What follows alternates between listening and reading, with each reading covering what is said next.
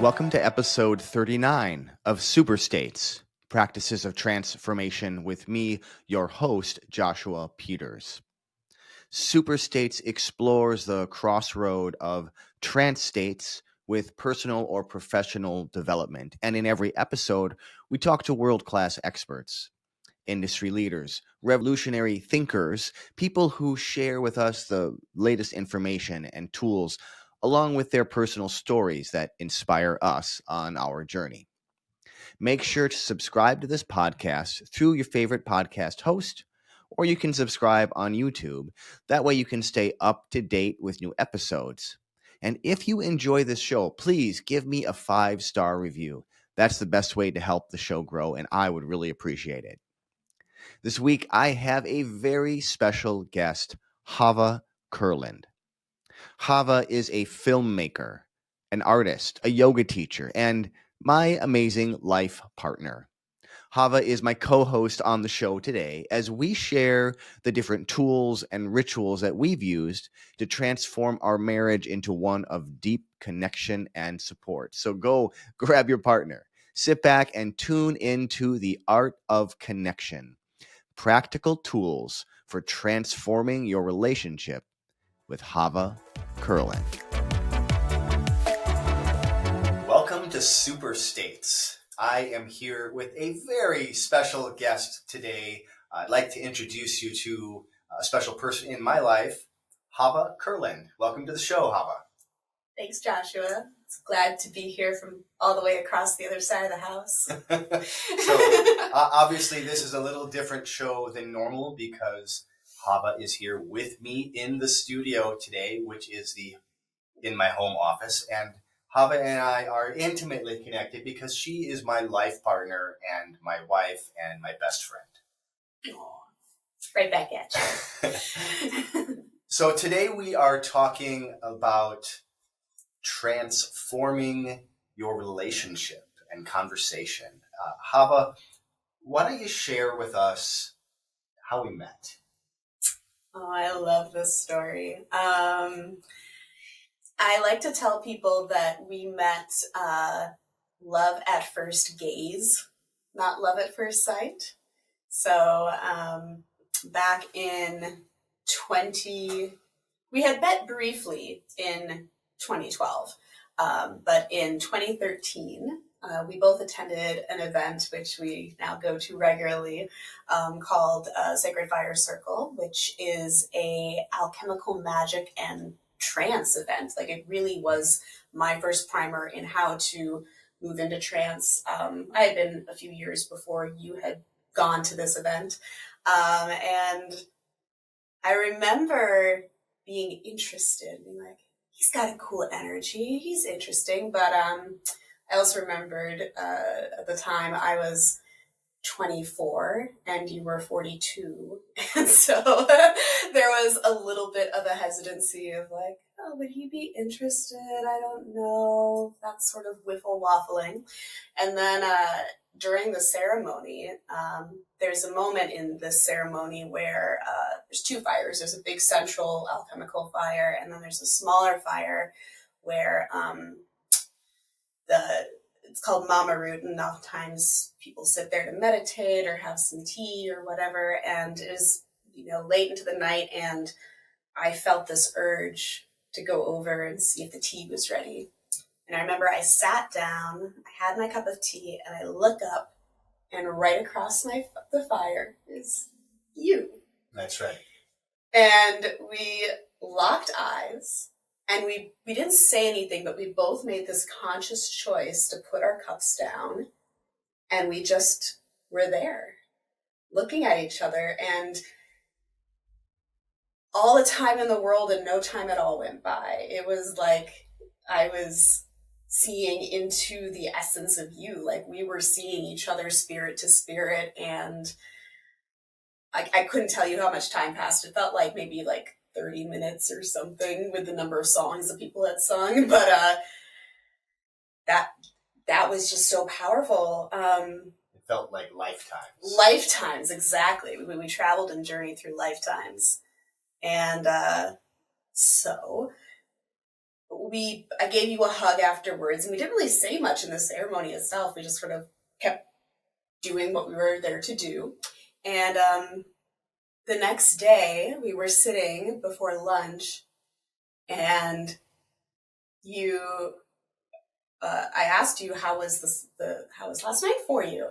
And he turns to me and he says, I don't really know you. I know your name, but I don't know anything about you. But all I do know is that I love you. And I said, same. And so we started off with saying, I love you before we did anything else. And we've been together since. It's been beautiful. And what I love about that experience is the power of eye gazing. And this is one of those techniques, you could call it, I guess, that can really make a huge impact in a partnership. Oh, for sure. Yeah. That wanting to see and be seen and feeling safe to be seen and held in that way is really powerful. And I think that's many, many other things. But I think having our relationship start with that experience of really seeing the essence of ourselves rather than, oh, I do this for a living, and like the mundane kind of the important things for life, but not the essence of who we are on the inside. Yeah, so yeah. That's been the main core bond, I think, that has stuck with us. Yeah, for sure. And so the point of this episode is to give you some of these different types of technologies or tools that you can use in your own relationship. So this is one that you can use with a partner or really with anyone. It's a great way to just feel connected with someone. Mm-hmm. Doing eye gazing. Doing eye gazing, yeah. Mm-hmm. Yeah. I'm going to grab my tea. Speaking of tea, we are drinking out of our special cups. If you're watching this on video, you can see them. But if you're listening, we have kind of matching cups. One is got little gold crown on it, and one has a silver crown on it. The moon and stars. And I had these cups custom made by a friend, Jen Darner. So Jen, thank you for making these for us. And we use these every week. Use it when we do another one of our relationship tools. Would you like to share the marriage meeting tool, Chava? Absolutely. Do we want to kind of give an overview of the things we're going to go through? Let's go ahead and do that. So, I came on today because I really wanted to talk about these pretty amazing tools that we've created. I mean, you and I have been together for over 10 years now, which is crazy to think about. But throughout that, we've had really great times. We'd also have really challenging times when we felt aligned and times that we didn't. And, some of the things that we have implemented into our life, you've talked with others about on this podcast already. But I feel like there's kind of three pieces that are the regular touch point rituals that we do to stay connected on a daily basis, a weekly basis, and then around the year. So I'm excited to connect on those three ways. So we're going to talk about 3 different ways to connect with your partner. Mm-hmm. Yeah. We can start with the marriage meeting. Let's start with the marriage meeting. So that's the weekly connection point.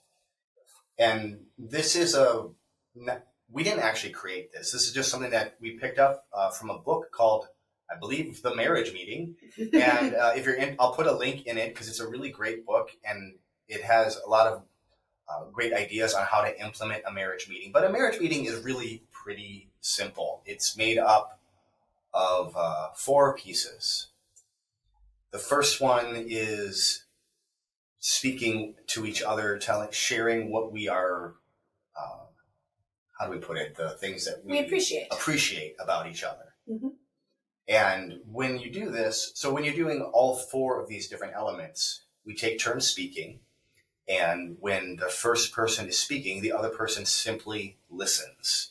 They don't defend themselves or put themselves down or say, "Oh, that was okay." Like, you just listen. You take it in. You let the appreciation come. So we share everything that we appreciated about each other, one at a time. Specifically, we appreciate what the other person did in the previous week. And it's things that the person did, not what you felt. So a good example of that would be like, I guess the wrong way to do it would be, I really appreciate how loved you make me feel. Right. Instead, you should say, I really appreciated when you served me soup when I was sick the other week, because that made me feel good and made me feel loved. Right. So it's appreciating for specific things. People like to know that the things that they do make a difference, and this is a great way to get that really clear. So one person shares everything that they appreciate about the other, and then at the end, once you've given your entire list of appreciation, you then ask the other person, is there anything that I've missed? And that gives them the opportunity to share with you some things that maybe you didn't even know about that they did for you or for the household over the past week. Yeah, and the really nice thing about this is it's a way to recognize and really see the invisible labor your partner might be doing. I know there's a lot of discussion out there, especially for women, about like the mental load or that invisible load of caring for the house, but it goes both ways. Like, I think there's so many times where you might be unaware of some of the housework I've done, and I might be unaware of all of the like maintenance phone calls and handymen and things that you've been doing. And so it's just a good way to remember, oh yeah, we are both kind of working towards this life. We're both putting energy into the household. Right. So that's the first step, the appreciation. Mm-hmm. When we do this, every Sunday morning is our marriage meeting, and we have coffee in bed using our special cups and have our marriage meeting, starting with appreciation. You want to share the second piece?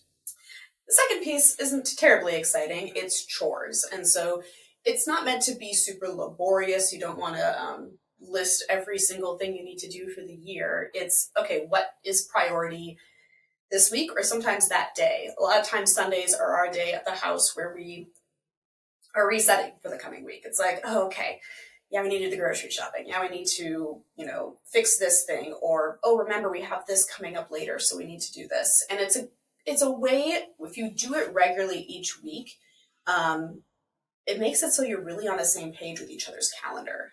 And you know how you're working together in shared space. I really think about those times when maybe you have a million clients and you're not really going to be around much. That's really good info for me, because it's like, okay, Josh is going to be light on chores this week because we know he's not going to be around. And there's sometimes when the same thing is for me. I mean, I work in my life as a creative. I work in the theater and in film. And so if I'm on film set for, 3 weeks in a row for 12-hour days, that's going to be a very different way that chores and kind of tasks show up than when I'm off. So that's step 2, chores. Mm-hmm.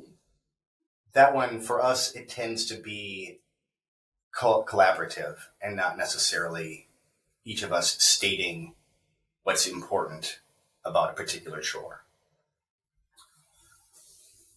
Step 3 then is good times. And for us, we have a commitment to having a date night every single week. Date night doesn't necessarily mean we're going out to dinner or going out dancing or to a movie, although it can mean any of those things and many different others. We certainly like doing those things. Sometimes it means we stay at home and we play cards, which we tend to do a lot. Yeah. We love playing games, board games, all kinds of things. Some weeks, if our evenings are particularly busy, we've even had date breakfast or We are going to have a really long quality hike. I remember during the pandemic, we had a morning outdoor hike where we would go to a local park here in the Twin Cities and find, some nature to be in away from people. So, yeah. So date night or good times, I would suggest this is a no, what do you call that? A requirement. Yeah, a requirement. It's a no-brainer. A no-brainer. Definitely make time to have a date night with your partner. If you're not doing that, that's something that's vital. Yes. It's that quality time aspect that you really need to put in, and just make sure that you're still moving on the same path. And then the last category that's officially within the marriage meeting structure is challenges. And challenges could be a number of things. You want to start off with challenges that you might have with each other that did not get resolved in the week. And I really like that there is always this opportunity to talk about these things, because a lot of times if you have a disagreement or a conflict, you're not in the right headspace to talk about it in the moment. I know that's something that I struggle with because I always want to resolve things right away. But sometimes it's good to sit on it and good to take a moment just to, when you're at an agreed set time, set schedule, sit and talk about the thing. And the important thing when you are in the challenges section, if you do have a challenge regarding your partnership that you want to talk about, always using those elements of nonviolent communication. So again, active listening, making sure that you're mirroring back feelings and emotions to your partner so that they feel understood and seen. And just like with all the other ones, you take turns talking about challenges. So if it's my turn to start, I will express everything I need to express about my challenge until Josh speaks, or vice versa. And so that helps just to really let it sink in, and so that you don't feel like you're interrupting or nobody's trying to project on the other person, and you're not re-instigating the altercation if it was something that resulted from a fight. Sometimes, though, challenges are just things that were hard about the week that you want to share with your partner. I mean, I feel like we're in such a good place right now that so often I'm like, I don't have any challenges with you, but man, I really had this hard time at work with this one thing, and you'll be able to be there and hold space for that challenge. The only other thing I'll put out there is when you're expressing your challenge and it is about the other person, it's important to own your own feelings and to frame it in a way that's more like, when this thing happened, I felt like this. And what I need is this instead, which is, essentially nonviolent communication standard. But instead of using more what can feel like attack language, which is, you did this thing and I felt like this. So there's just some simple ways that you can use to help own your part of this, because this is really about how you felt in a situation, not necessarily what is being done to you.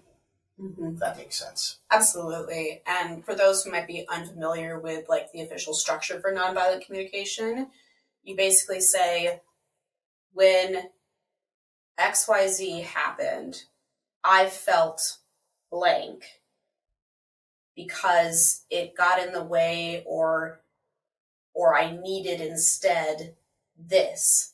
Do you think next time you could do this? That's kind of the framework of what. And I'll put a link to the book and the website in the show notes for this one as well. Yeah. It's a good little cheat sheet. And then we usually end that with, moment of connection and a kiss. We've got a secret signal, we say, to end the meeting with. And you can add more categories, like you can add, if you have kids, you could always do a family meeting. If there's something else you want to end with, you could always end with that. We've come to really look forward to it every week, or at least I know I do. Like, it's one of my favorite times of the week, just sitting in bed on Sunday morning, drinking our coffee and having this connection. It's like our version of going to church. Mm-hmm. That's right. And and one of the ways that we often will end it, I think, is something else that you wanted to talk about as well, which is the a moment of connection. Often we'll sit and do some eye gazing, or we might reciprocally breathe with each other, like energetically. Mm-hmm. Is that something that you wanted to talk about?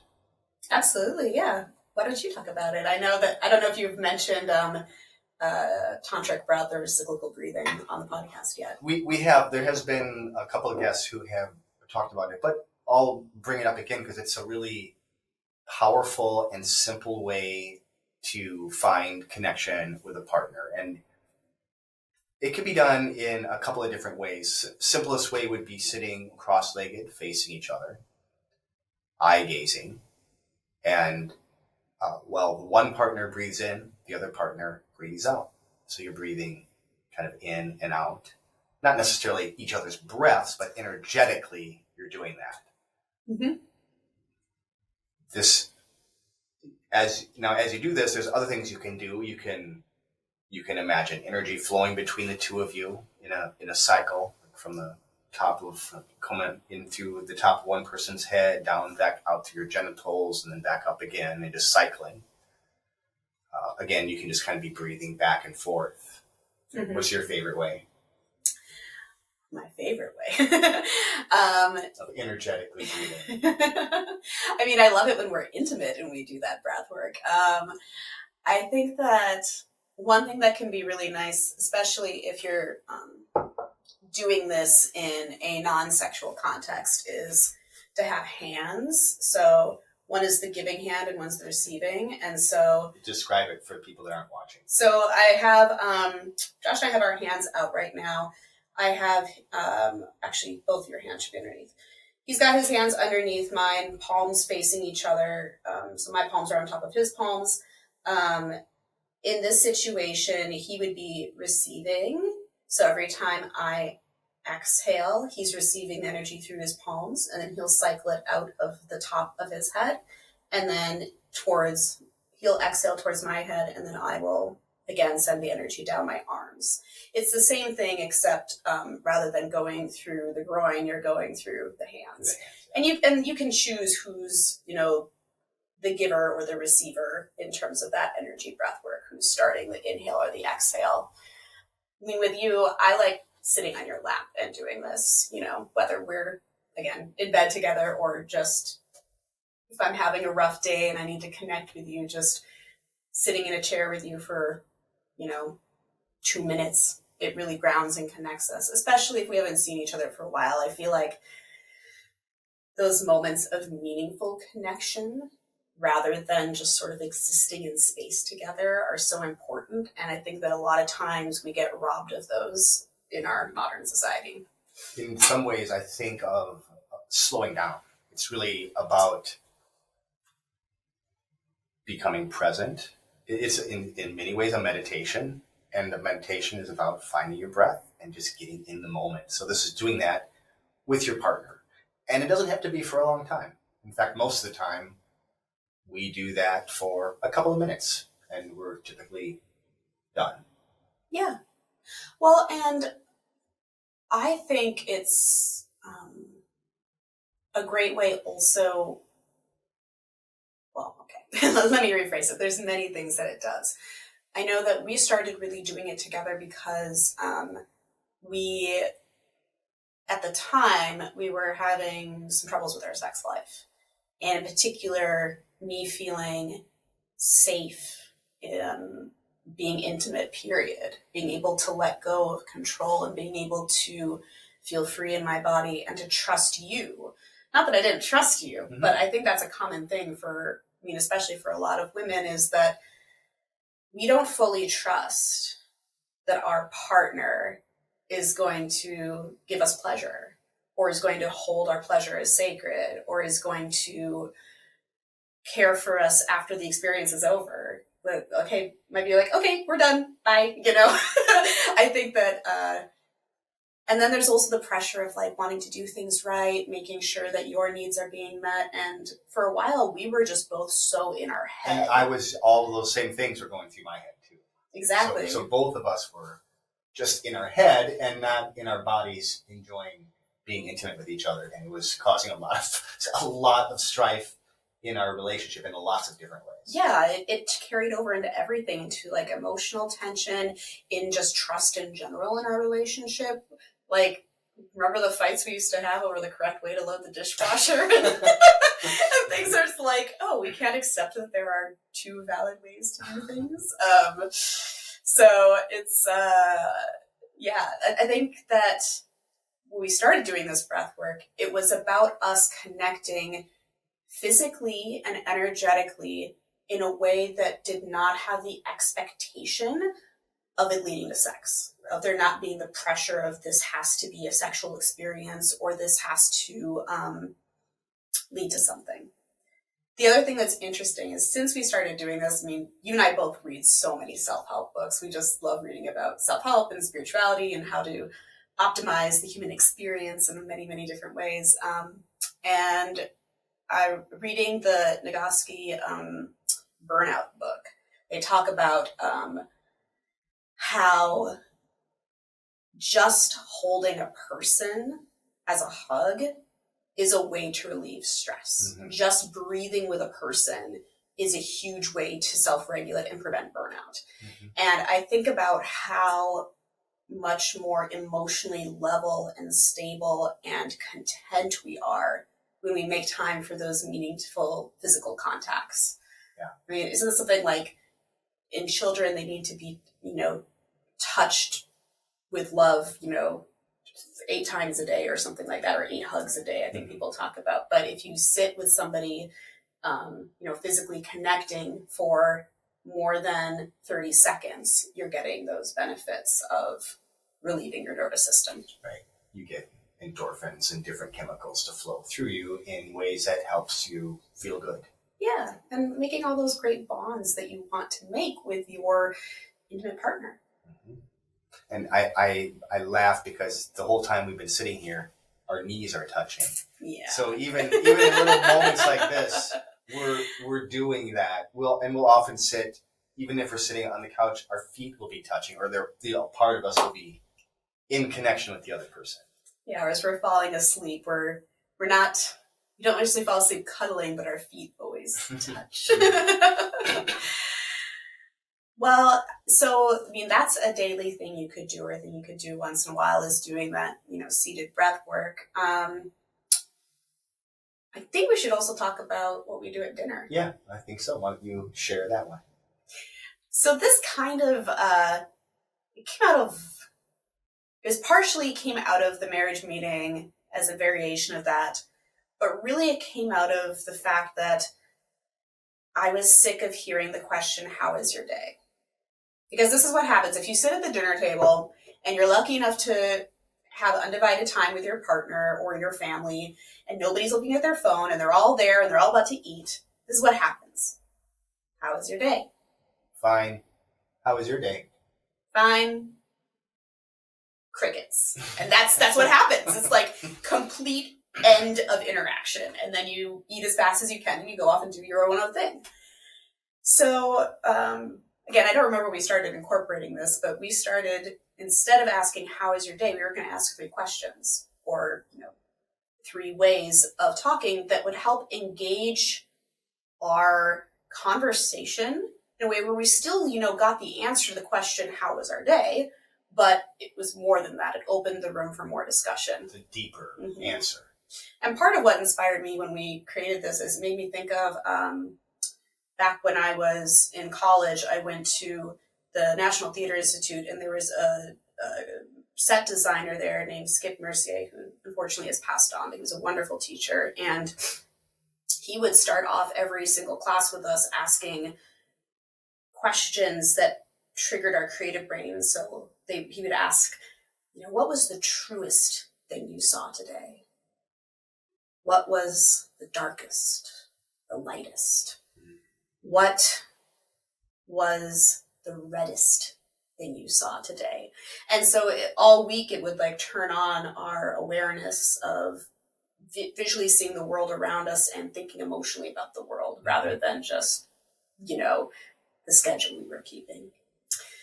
But anyway, the 3 questions that we ask each other at dinner are very simple. The first one is, what inspired you today? And that could be anything. That could be something you did. It could be something you experienced. I mean, sometimes the things that have inspired me have been seeing the sunrise. Sometimes it's, checking off something on my to-do list, a really big project, or sometimes you have a breakthrough with a client. So or an idea. It can be as little or as big as you want it to be. It's whatever little nugget of inspiration that you had. Yeah, and again, we do a similar way as a marriage meeting, but instead of what's that book or what's that game, Vertalis. So there's a game that we got that is about asking questions and getting deeper answers. And Vertalis is that Swedish? It's I can't remember what language it is, but Vertalis itself is a word that means "tell me more." And so that's the idea. When you start to share what was your inspiration, well, tell me more about that. You want to dig into this. This is about a conversation, not just getting out the answer as quickly as you can. Exactly. And you can do this with everyone at the table. I mean, we've had your daughter chime in and other people do it with us, which has been really fun. In fact, my daughter, who is not a little girl, she's 23, right? And she doesn't eat with us very much anymore. But when she did eat with us all the time, we always would include her in this.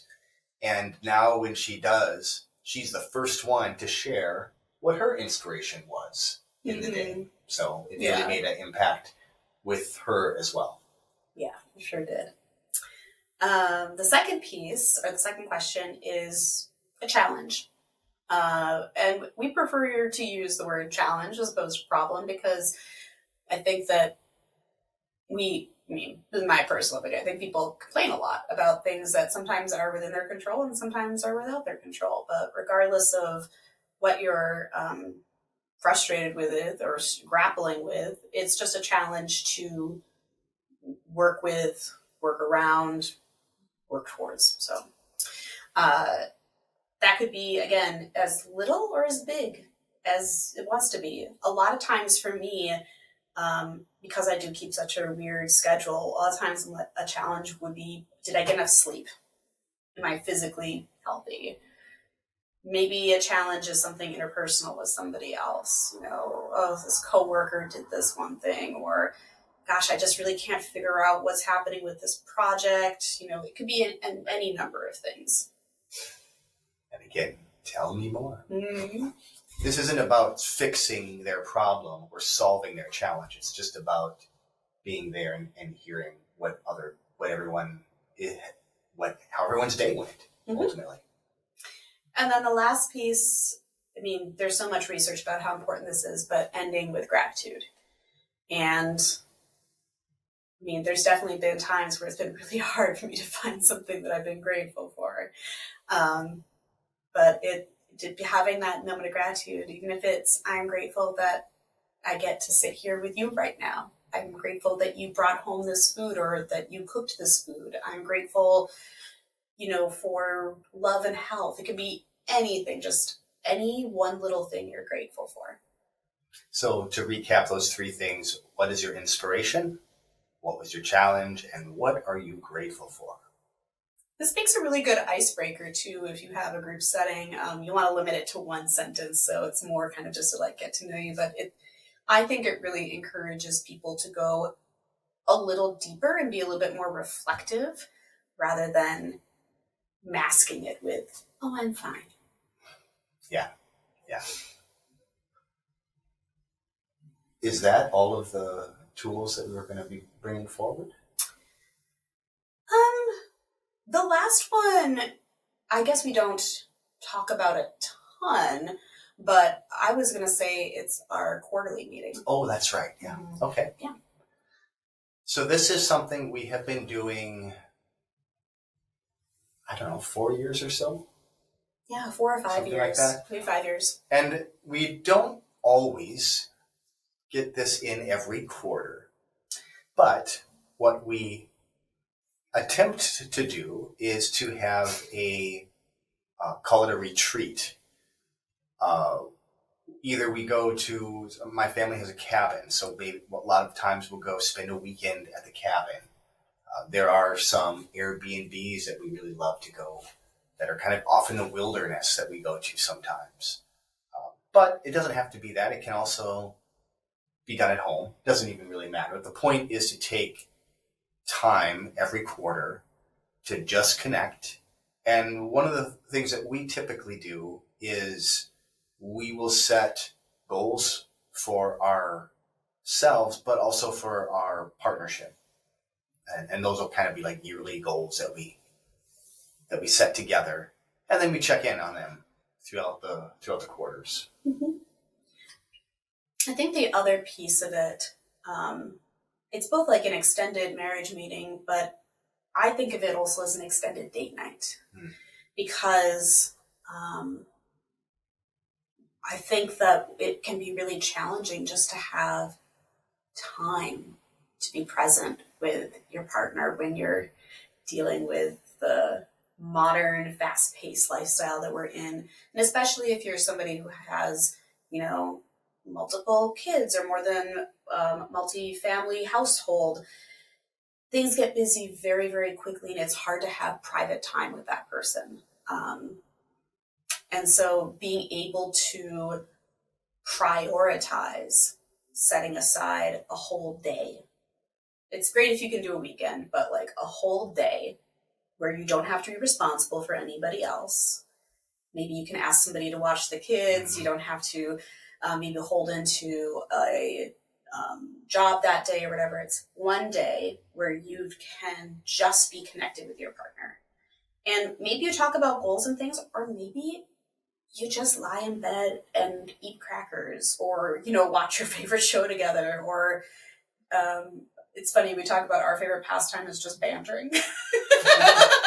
We just tell each other stories and are weird and laugh back and forth at jokes, look up odd, obscure facts on the internet, whatever it is that you do together. Prove each other wrong. Yeah.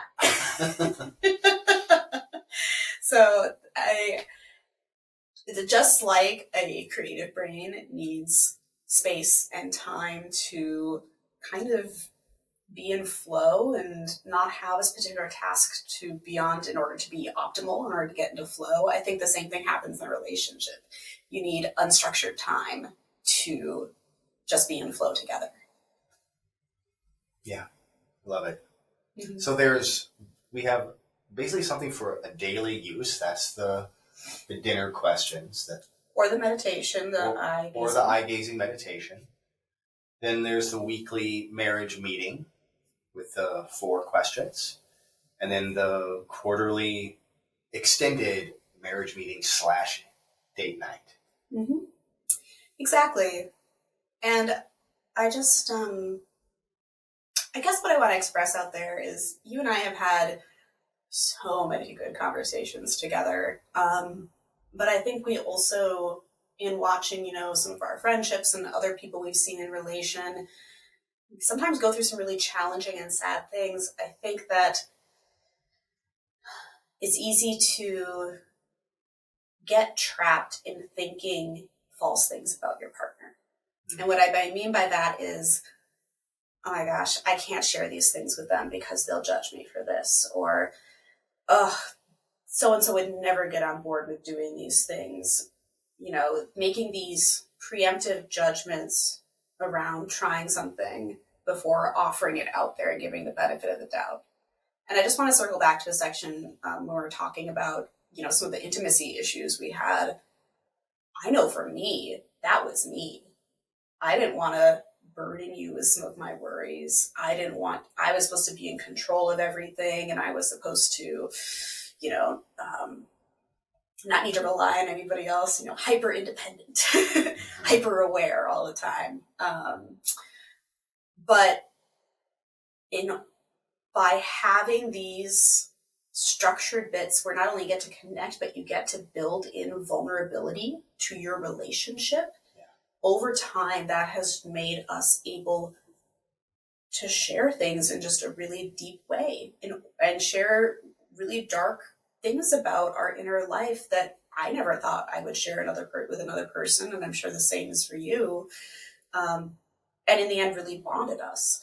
Like, I think that I hear, and we hear it in the media so often that, men are not interested in their feelings, or women are not interested in, et cetera, et cetera. There's all these kind of gender roles that are put out there, or relationship roles, or really unhealthy relationship modeling you see out in the media. And really, it's about just getting down to trust, getting down to how do we create these habits, these little mini rituals to keep us engaged, to keep us trusting, and to transform ourselves. I love that. And I don't know if I have any more to add that would not take away from that, what you just said. I will just say, being vulnerable and putting out there these different ideas, and for my own self, has been that piece that allowed me to trust really myself in many ways as well. And as we both built this trust, both together and separately, my belief is that is what has allowed our relationship to blossom. Mm-hmm. What's the last thing what do you want the listeners to leave with here?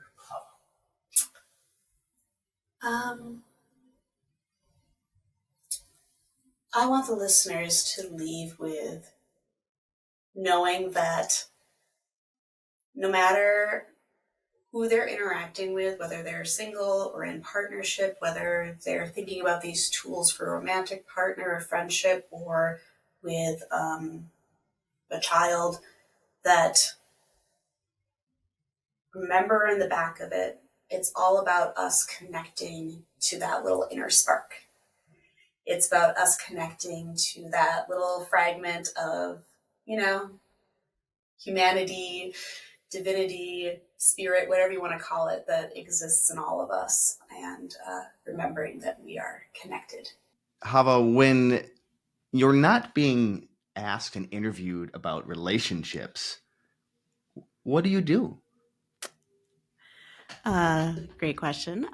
So I work in the performance sphere. So I've worked for many years as a theater director. I'm now transitioned into a filmmaker here in the Twin Cities. And I'm a maker of many things. I love doing artwork, mask and puppetry performance. And I have a special interest in anything that brings us into a collective group ritual environment. I always have appreciated your creativity. Like, that is, you are so good at bringing out ideas and making a narrative from them. Thank you. Chava, if people want to learn more about you, be in touch with you, what's the best way for them to do that? I'm on Facebook and on Instagram at Chava Curland. That's spelled CHAV as in Victor A. And then Curland, very fancy username. And then if you want to reach out to me via email, you can do the same thing, javacurland@gmail.com. So yeah, feel free to stay in touch and check out all my fun pictures of our dog. I will make sure to put those links in the podcast. Thanks, Joshua. I hope you enjoyed this episode. If you did, please go ahead and leave me a 5-star review on this podcast. That's really the best way to expand this message, and it would mean a lot to me. Don't forget to subscribe to this podcast on YouTube so you can stay up to date with Super States. Also, let me know what kind of topics or guests you'd like me to cover in future episodes, you can just respond in the comments below. You can also find me on nearly all the social media sites out there at Joshua Ray Peters. That's Rey. I promise I'll answer your comments. I'll see you all next week. Remember now, you carry the seeds of change inside. So stay curious, keep growing, and embrace your transformation.